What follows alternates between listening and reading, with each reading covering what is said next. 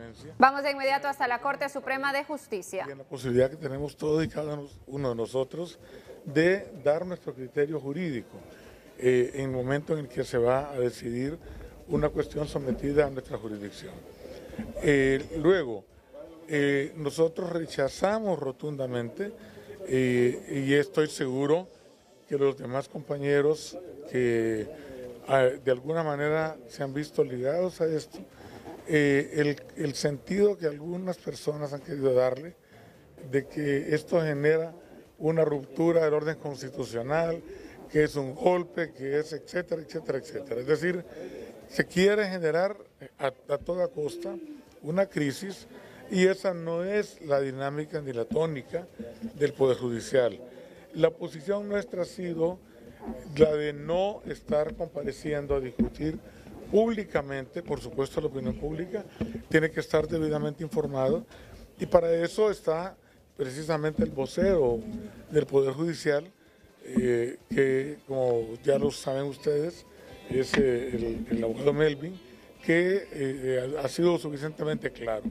Pero como vemos que se siguen generando, más allá del oficio que es lo suficientemente explicativo de la presidenta de la Corte, y sin perjuicio de que cada uno de nosotros, ya sea de forma individual o en grupo o en pleno, podamos hablar tranquilamente con nuestros amigos, magistrado Luis Fernando Padilla, la magistrada Gaudí Bustillo, la magistrada Ani Ochoa, la magistrada Isabela Bustillo y el magistrado Walter Miranda Sabio, todos ellos amigos en lo personal y compañeros de las salas.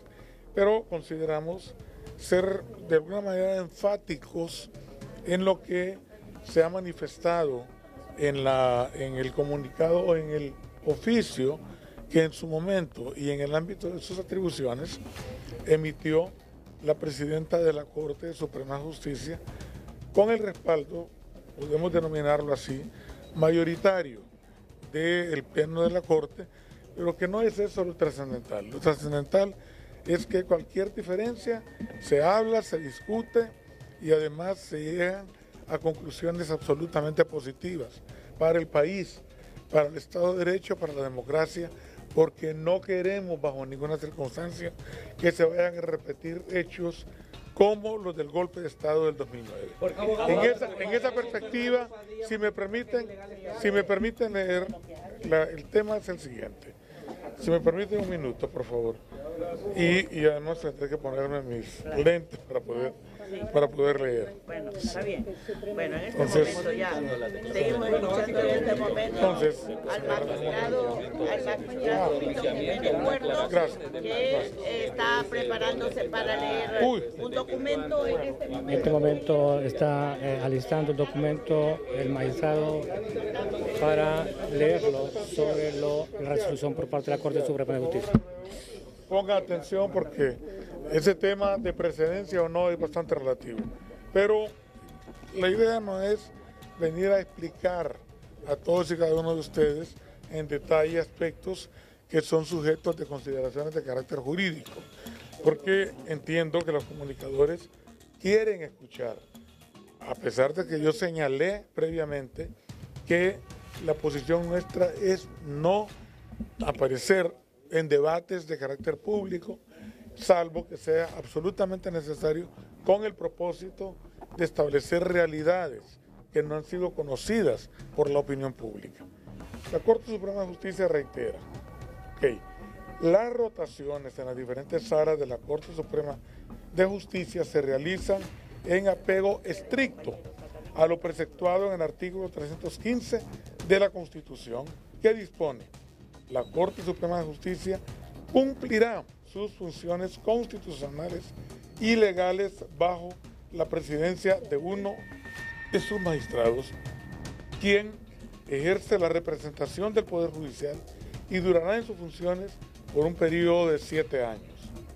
A partir de esas facultades constitucionales, es importante hacer ver que la reforma al artículo 16 del Reglamento Interior de la Corte Suprema de Justicia, de fecha, dicha reforma, 17 de febrero del año 2003, cambió el mecanismo de rotación de los coordinadores de las salas, en el cual se establece un nuevo orden de designación indistintamente del orden de precedencia. Esta reforma fue aprobada unánimemente. En el acta consta la firma de los 15 magistrados que esa misma noche fuimos electos. Fue aprobado unánimemente por el Pleno de la Corte a propuesta de un magistrado, que me reservo en este momento el nombre, pero que se le considera, los magistrados no podemos decir que pertenecemos a uno u otro partido, pero fue avalado y así fue aceptado por los demás partidos en la instancia política, que es el Congreso, avalado por el Partido Nacional. Pero independientemente de eso, esa reforma que consta, repito, en las actas respectivas de este Poder del Estado, rompe el alegato difundido de hacer las designaciones en base al orden de precedencia del nombramiento.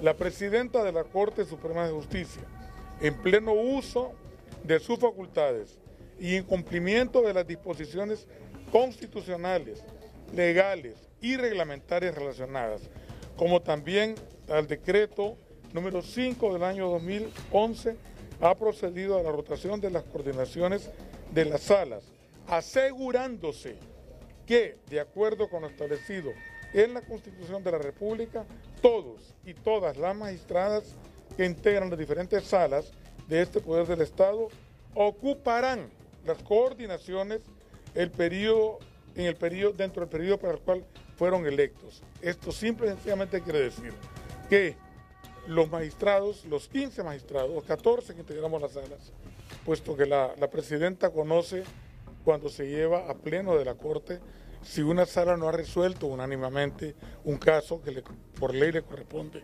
conocer, pero todos y todas las magistradas y los magistrados vamos a coordinar en este momento, en el año siguiente o en el periodo de los 7 años que nos corresponde.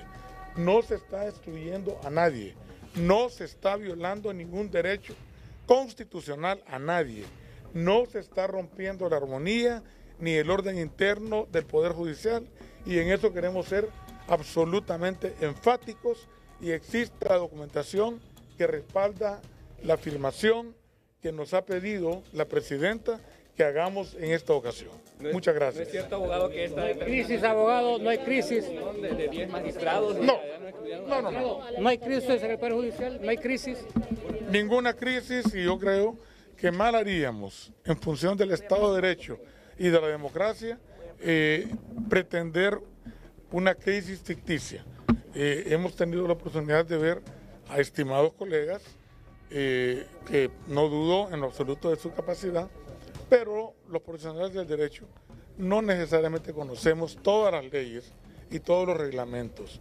Este reglamento y esta reforma tendría que haber sido, antes de externar una opinión en un debate público, tendría que haber sido conocido por los colegas, porque también tenemos la obligación, cuando nos exponemos ante los medios de comunicación, de ser lo suficientemente investigadores y lo suficientemente minuciosos para que lo que vayamos a decir, no esté sesgado por intereses de ninguna naturaleza más que por el criterio propio fundamentado en ley. Yo en este caso le cedo la palabra al magistrado Mario Díaz.